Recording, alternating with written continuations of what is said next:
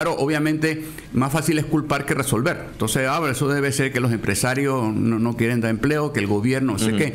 Pero hay una situación, insisto, no hay confianza en la economía, al no haber confianza, no hay movimiento, o sea, no hay movimiento en la economía. Y para mí, quiero resaltar y aplaudo el que ya se están pagando, no sé si todos, cuánto se ha pagado, de lo que se le debe a los proveedores, ¿ok? Es decir, estamos hablando de 1.200 millones que se les va a pagar, muchos de inclusive vigencia expirada, ¿ok? Entonces, eso es plata que va a circular en la economía y va a mover las cosas. Ahora, pretender que con eso se van a resolver los problemas de empleo y de chenchen, pues no, yo creo que estaríamos creyendo en pajaritos preñados. Es complicado, y menos para fin de años.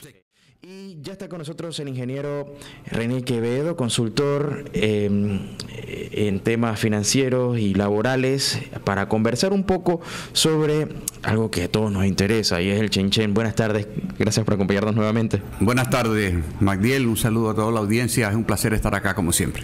Claro que sí, y bueno, todos sabíamos que 2024 no iba a ser un año fácil. 1, elecciones generales. 2, pérdida del grado de inversión. Y 3, el desempleo.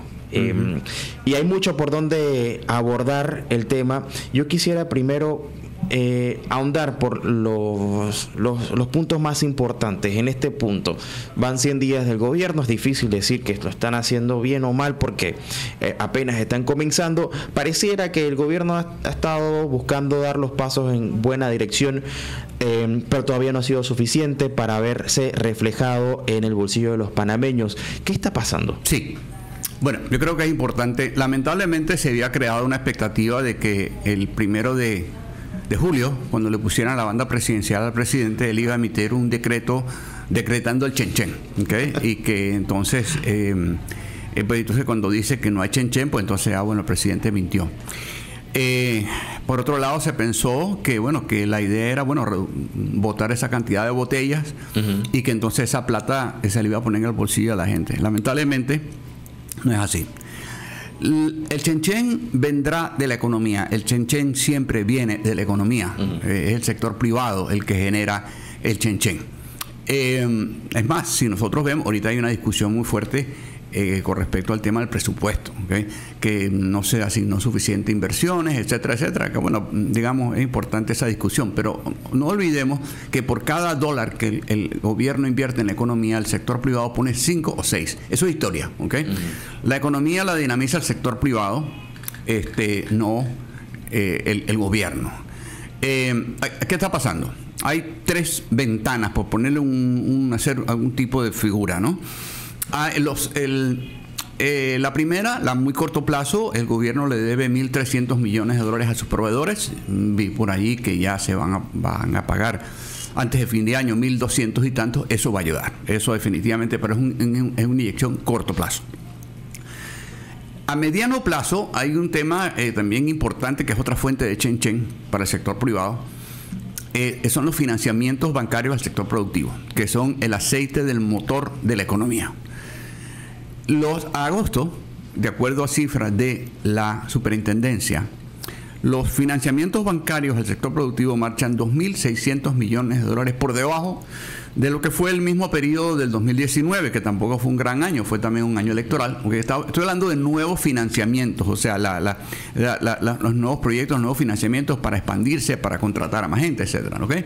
Entonces, si vamos viendo, ya vamos sumando 1.300 cortísimo plazo, 2.600 mediano plazo, estamos hablando ya de 3.900 millones de déficit, llamémoslo así, por poner algún tipo de figura de déficit de cash en la economía. Que eso supera los ingresos que aportó el canal a la economía panameña. Es correcto, sí. Entonces, eso es preocupante. Y eso, sí, no, y una cuestión importante, ¿ok? Eso es fondo de la economía, o sea, eso es plata. Al no haber, por ejemplo, ahora hay una cuestión importante, ¿no? ¿Por qué razón hay un estancamiento de los financiamientos al sector productivo? Tiene que ver con la pérdida del grado de inversión, que no solamente nos costó un incremento de 1,5% en la tasa de desempleo, de acuerdo a Mitradel, o sea, se perdieron 31.403 empleos, sino que además ocasionó un impacto muy fuerte en las tasas de interés. Todos hemos sentido el aumento en las tasas de interés, pero muy en particular las tasas de interés al sector productivo. Los financiamientos, y estoy recitando cifras de la Superintendencia de Banco, las tasas de interés al comercio aumentaron en 14% entre enero del 2023 y agosto del 2024. Los financiamientos a la industria aumentaron en un 21%. Es decir, obviamente al encarecérseme el dinero, los números ya no cuadran, entonces a lo mejor no puedo contratar mucha gente, voy a tener que ajustar. ¿Okay? Esto está ocasionando ese, llamémoslo así, estancamiento de los financiamientos bancarios al sector productivo, que como dije antes el aceite del motor de la economía. El oxígeno de la economía de toda empresa es el cash, ¿okay? Es el chen. Pero bueno, este es el aceite del motor. Y el otro elemento importante que no podemos perder de vista es el colapso que tuvimos en las inversiones extranjeras. Es decir, en el año 2023 entraron al país 2.000 millones de dólares, que fue 31% menos que lo que entró en el 2022. Y prácticamente la mitad de lo que entró en el 2019, que fueron 3.900. Si sumamos, tenemos 1.300 millones en deuda a proveedores, 2.600 millones en menos financiamientos bancarios al sector productivo y tenemos 1.900 millones de diferencia o de déficit con respecto a la inversión extranjera. Si sumamos, la economía necesita una inyección de 5.800 millones de dólares de chen. Sencillo, así es, matemática simple. Ahora bien, esto tiene directa relación con la pérdida del grado de inversión. Directa. Es decir, nosotros perdemos el grado de inversión. Sí, nosotros, como lo digo a menudo, perdimos el trabajo, nos comimos los ahorros y estamos usando la tarjeta de crédito para hacer súper. ¿Okay? Es una situación real. Nosotros pasamos de 26.000 millones de dólares de deuda a 52.000 millones de dólares de deuda y el financiamiento de los bonos que emitió la administración Cortizo, 2.000 millones en el 2019, se hizo a 2.83 y el financiamiento del proyecto, el cuarto puente, se hizo a 9.30. O sea, duplicamos el tamaño de la deuda y triplicamos el costo del dinero.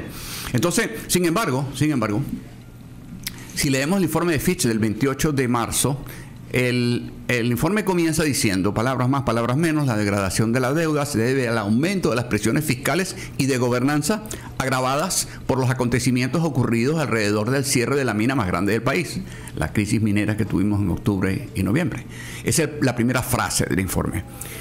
Cierra el primer párrafo diciendo: el cierre de la mina minera Panamá agrava las presiones fiscales y pone en evidencia los enormes desafíos de gobernabilidad que enfrenta el país. Primer párrafo del informe de Fitch. Luego, el 12 de septiembre, hace relativamente poco, Moody's se alinea con esa postura y dice que es importante lograr los consensos necesarios para llevar a cabo las reformas a la Caja del Seguro Social y los ajustes fiscales que harán falta. ¿Okay?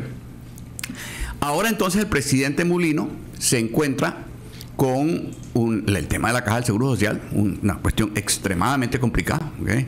Donde no hay soluciones sencillas y lo tiene que manejar en un entorno de deteriorada gobernabilidad. Y lo estamos viendo. Es decir, creo que es importante. Y él ha definido dos cosas y yo realmente creo que hay que destacar el liderazgo que ha asumido el presidente Mulino de agarrar el toro por los cachos. Esta pelota se ha venido pateando años, ¿okay? Y obviamente pues ahora no hay para dónde patear la bola. Esto no se ha encarado por entre comillas, el costo político, supuestamente. Bueno, el presidente Mulino ha decidido asumir ese costo político. Él ha decidido dos cosas. Uno, un plan de trabajo, un cronograma. Esto no es un diálogo para definir quiénes son los buenos y quiénes son los malos. Dijo, bueno, aquí hay un plan de trabajo, el gobierno le va a presentar una propuesta, un proyecto de ley a la asamblea y quiere escuchar a la gente. Hay un plan de trabajo y el 31 de octubre tiene que estar esto terminado, ¿ok? Claro. Bien concreto, para que esto entre a sesiones extraordinarias a la discusión. Pero definió para mí lo más importante, un lenguaje, ¿ok? Todas las propuestas, todas válidas, tienen que traer sustento económico, tienen que tener viabilidad económica con cifras realistas, ¿ok? Es decir, y yo espero que este proceso se mantenga respetuoso, ¿okay? Lamentablemente a veces veo descalificaciones. Yo descalifico cuando no puedo convencer con argumentos. Convénceme con la data, ¿okay? Entonces creo que es importante, espero que eso se mantenga respetuoso y con los pies sobre la tierra. A ver, insisto, no es cuestión de buenos y malos. Sí es verdad, hay una deuda de los empresarios y el gobierno que asciende a 312 millones de acuerdo a un informe de julio del 2024 de la misma caja, ¿ok? Sin embargo, el déficit es de 1.080 millones este año. ¿De dónde va a salir la diferencia? Pregunta matemática simple. Para el año que viene el déficit es 1.234 millones, de acuerdo al informe de que hizo la OIT, claro, sobre el programa, el plan de pensiones, ¿ok? Entonces, obviamente, creo que está poniéndose a prueba nuestra capacidad para gobernarnos nosotros mismos y yo espero que de este proceso salgamos fortalecidos y que bajemos un poquitico la tónica de las descalificaciones, ¿no? A ver, yo tengo varias cosas aquí en perspectiva. Primero, votamos, nos perdimos el trabajo, nos votaron del trabajo, estamos haciendo súper con la tarjeta y encima el negocio que teníamos lo cerramos. Claro. Entonces, no, definitivamente, sí. El futuro de la inversión extranjera en Panamá pasa por Donoso, ¿okay? Entonces, a ver, pero yo esto lo voy a tocar ya ni tanto con pinzas, pero poniéndolo en una situación bien realista. Sí. O sea, creo que es indistintamente de la postura a favor o en contra del tema, hablamos ahora de aspectos económicos, de dinero, porque se necesita, y es la primera pregunta, ¿de dónde sacamos plata? Porque ya no hay, por lo menos que yo conozca, otras formas de generar ingresos tan importantes como los que usted menciona que necesitamos para el rescate de la caja y para superar el déficit que tenemos en este momento en las pérdidas por financiamiento y demás. O sea, como que salvo que un benefactor venga y nos diga aquí están 6.000 millones de dólares para Panamá porque me queda bien, no hay forma alguna, salvo que empecemos a entender que esto es progresivo, ¿no? Yo creo que es importante, independientemente efectivamente de lo que cada quien piense, que tiene absoluto derecho. El chenchen va a venir de la economía y eso depende de confianza, de la confianza. Claro. Que la gente se sienta de que, bueno, sabes que me va a ir bien en el negocio, yo voy a pedir prestado, etcétera, porque la plata del privado viene de dos lados, del bolsillo o del banco, no hay otro, aquí no hay donaciones, ¿ok? Entonces, bueno, a ver, que yo me sienta, digamos, con la confianza de, bueno, voy a expandirme, voy a montar un negocio o lo que sea, y yo, digamos, pido prestado o pongo de mi plata, como sea, ¿ok? O sea, eso tiene que venir de la confianza en el clima para la inversión privada. Claro. Ahora bien, estamos viendo, y hay dos indicadores absolutamente claros de que hay un problema de chenchen. Uno, y lo he dicho con mucha frecuencia, los resultados del Black Weekend de este año. En este año se vendieron 21 millones de dólares, el año pasado se vendieron 80 millones de dólares. Claro, concluyente. A ver, el Black Weekend se celebró este año en septiembre, al igual que el año pasado. Estamos hablando que previo al cierre de la mina, donde había más confianza, ¿no? Sí, estamos comparando peras con peras.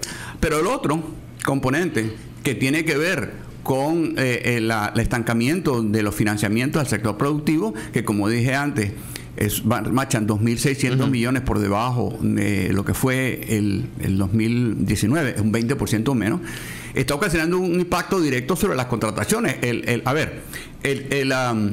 Mitradel entre enero y agosto tramitó 23.400 nuevos contratos laborales, que son 9.800 contratos laborales mensuales menos que los 8 primeros meses del 2019. O sea, por un lado, o sea, hay una caída en el ritmo de generación de empleo. Y para mí, la más reciente y la más impactante es que acaba de concluir la Feria de Empleo de Mitradel y Concerta, donde se ofrecieron 3.000 vacantes y se postularon 100.000 personas, ¿okay? O sea, yo creo que es importante que entendamos que hay una situación, hay una crisis laboral que no es de empleo, es de confianza y al no haber chenchen, insisto, al no haber consumo, es el perro mordiéndose la cola. Al no haber consumo, no hay ventas, al no haber ventas, no hay ingresos, al no haber ingresos, no hay empleo. Entonces, Ese es realmente el problema que tenemos. Pero dígame una cosa, ingeniero Quevedo, porque digo, para 3.000 plazas, que hayan por lo menos 100.000 postulaciones, bueno, no sabemos si una persona postuló a más. Sí, probablemente. Sí, pero usted que ha dado bastante seguimiento al tema laboral, ¿es en condiciones normales esto se da? No. A ver, tuvimos, se ha venido grabando, porque por ejemplo, en el 2022 y el 2023 que se hicieron también, estábamos hablando de, por decir, 2.000 vacantes y 20.000, 25.000 postulantes, ¿ok? Más o menos, ¿ok? Ahora, una cuestión muy importante, que solamente en las ferias de empleo, históricamente, solamente el 35% de las vacantes se llena, ¿ok? De hecho, el 65% de los empleadores dice tener dificultades para encontrar personal calificado, ¿ok? Eso es una cuestión real, porque lo que ocurre es que cualquier persona, digamos, y al nivel de desesperación, yo no tengo ninguna educación y están, qué sé yo, pidiendo un ingeniero, qué sé yo, aeroespacial, y yo meto mi currículum. Entonces, digamos, yo creo que es importante, porque hay desesperación, hay deseo realmente, hay tribulación en la población. Y digamos, entonces, claro, obviamente más fácil es culpar que resolver. Entonces, eso debe ser que los empresarios no quieren dar empleo, que el gobierno, no sé qué. Pero hay una situación, insisto, no hay confianza en la economía. Al no haber confianza, no hay movimiento, o sea, no hay movimiento en la economía.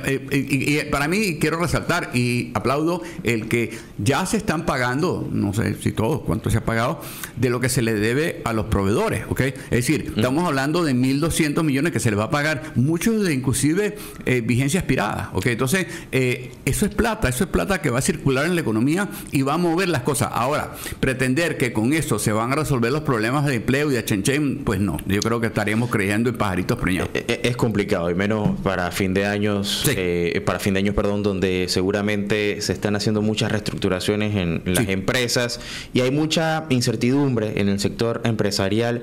Ahora, yo quisiera aterrizar en el tema de la inversión extranjera, porque la única respuesta que yo veo lógica para poder sacar a flote al país, si hemos cerrado, digamos, el negocio que teníamos que nos daba algo de seguridad, por lo menos en materia fiscal, es atrayendo inversión extranjera. Sí. Es lo único que veo. Pero aquí es donde viene la parte paradigmática, porque no hay confianza a lo interno y es un poco más complicado generarlo al externo, y menos ahora cuando Fitch, por lo menos desde inicios de año, dijo no hay grado de inversión en Panamá. Sí. A ver, ¿cómo puede el panameño reaccionar a esto? Y lastimosamente no me queda mucho tiempo para abordar los otros temas, pero quiero combinarlo con el presupuesto general para el próximo año, en donde se ha destacado cierta austeridad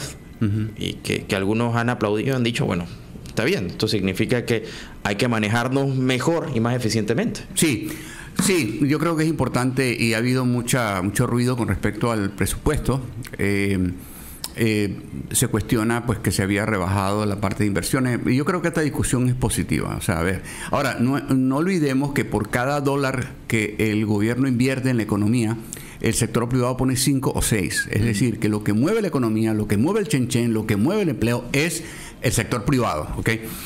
Ahora bien, necesitamos un presupuesto que genere confianza, ¿okay? Confianza, digamos, en el primero interna, porque yo veo, efectivamente, sí, necesitamos el flujo de inversión extranjera, pero eso va a tardar, ¿ok? A ver, hay gente que dice, como dicen, yo digo, creer en pajaritos preñados nos hace parte del problema, no de la solución. Dice, no, pero es que todavía Standard & Poor's y Moody's no nos han quitado el grado de inversión. Eso es una intelequia. A ver, mire, hay un informe que publica esta empresa llamada, que es una banca de inversión, JP Morgan, publica un informe llamado el Índice de Bonos de Mercados Emergentes. Ellos básicamente van monitoreando cómo se están cotizando los bonos de todos los países y hacen después un ranking de los más seguros y los menos seguros. En enero de 2023, JP Morgan ubicaba a los bonos panameños como los terceros más seguros de Latinoamérica después de Uruguay y Chile. Enero de 2023. En julio del 2024 aparecemos en número 8, ¿okay? Por debajo de 3 países con grado de inversión, Uruguay, Chile y Perú. pero por debajo de 4 países que no tienen grado de inversión: Paraguay, Guatemala, República Dominicana y Costa Rica. Es decir, estos países, los bonos soberanos de ellos son vistos como más seguros que los nuestros. Entonces, y que obviamente, ¿por qué esta discusión? Porque 65% de la deuda panameña está en bonos, ¿okay? Pero yo quiero quizás, claro, hablar de bonos para algunos resulta un tema un poco complicado, pero a ver, cómo yo lo veo, y sí, usted me corregirá. Cuando el mercado internacional dice que los bonos de un país no son tan seguros como los de un país que no cuenta con un grado de inversión, es porque hay algún riesgo de impago. Claro, por supuesto. Entonces, es para preocuparnos un poco, sí, ¿no? En cómo se está gestionando el asunto, porque si están diciendo, miren, tengan cuidado en invertir en bonos en Panamá, porque probablemente se queden sin plata. Sí. Bueno, es que lo que pasa es que la gente piensa que estas agencias calificadoras son como parte de una conspiración intergaláctica en contra. No. A ver, proporciones guardadas. Es son como una super APC, ¿ok?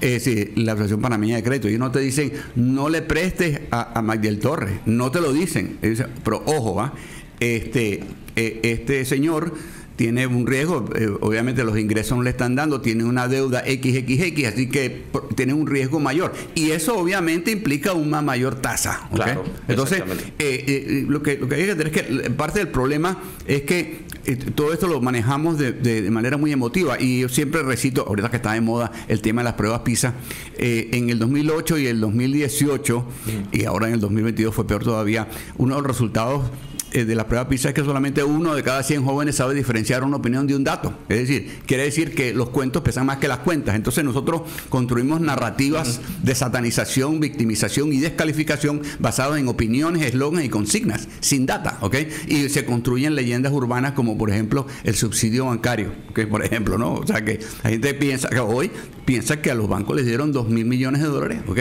Pero lo peor es que esto asume que no se sabe la diferencia entre un subsidio y un fondo de garantía, ¿okay? Entonces, a lo que voy es que creo que es importante que eso se entienda. Si hay un mayor riesgo, es como uno, pues si me dicen, bueno, que hay un mayor riesgo de invertir en X negocio a que si lo invirtieras en otro, obviamente yo puedo, típicamente, cuando hay un mayor riesgo, tiende la ganancia potencial tiende a ser mayor, ¿ok? Bueno, yo me corro el chance de que a lo mejor me quede, digamos, en chicha ni limonada porque, pues, no pueda cumplir con estos compromisos. Entonces, lo que mide el grado de inversión es la capacidad del país en base a sus proyecciones fiscales, de cumplir con su compromiso. Necesitamos un plan de consolidación fiscal creíble, porque los que hemos presentado pues no se han cumplido. Me quedan 3 minutos, ingeniero Quevedo, para hablar de esa parte positiva. Y claro,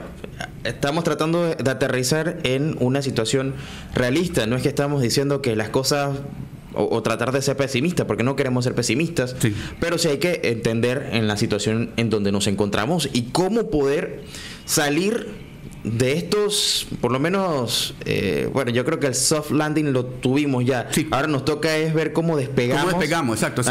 Yo creo que es importante, me parece muy importante, digamos, terminar en una nota positiva. Creo que lo más importante es que el cambio comienza por uno mismo. O sea, no esperemos que el gobierno me va a resolver. No, yo me voy a resolver a mí mismo. Claro que la situación está complicada. Más que todo, el problema, y aquí entro en el tema educativo, lamentablemente nuestra educación nos enseña a buscar empleo, no a buscar oportunidades. Y como en toda crisis, las oportunidades cambian de lugar. Entonces, lo que antes era negocio, ahora no. Entonces, yo creo que es importante que hay oportunidades a diario, porque entonces en la medida es que nosotros nos pensemos primero que nosotros somos los dueños de nuestro propio destino, y que en la medida que yo crean que sí puedo superar esto, busquemos necesidades, busquemos oportunidades, ¿okay? Necesidades que pudieran ser eventualmente monetizadas, ¿okay? Y yo creo que lo hemos vivido, digamos, la pandemia nos enseñó que hay un montón de cosas, lamentablemente lo que dábamos por cierto pues no es, pero se han abierto una cantidad de posibilidades interesantes, y yo creo que es importante, mientras mantengamos esa confianza en nosotros mismos y nuestra capacidad para poder responder y superar esto, creo vamos a salir bien. O sea, obviamente no escuchemos a los profetas del desastre, no escuchemos, digamos, a estos digamos, estas narrativas de satanización que tratan de apelar a nuestras emociones. De esto vamos a salir y vamos a salir fortalecidos. ¿Okay? Obviamente estamos viviendo nuestra noche oscura, como diría Winston Churchill, pero de esto vamos a salir. Hay dos formas de ver esto. Por un lado, como usted lo menciona, viendo las oportunidades que existen, dejando de echarle la culpa siempre al gobierno. Sí. Pero claro, con un ojo siempre puesto en que se hagan las cosas correctamente, porque de esa manera podemos saber si lo que estemos emprendiendo va a ser viable en el tiempo, o lamentarnos como siempre esperando que el gobierno mágicamente traiga dinero. Que venga la varita mágica del chenchen, correcto. Y eso pues... Eso no va a ocurrir. No va a ocurrir. Bueno, muchísimas gracias por acompañarnos aquí, ingeniero Quevedo, una vez más en Radio Ancon, y como siempre un gustazo, invitado para otra ocasión. Claro que sí, gracias por la invitación.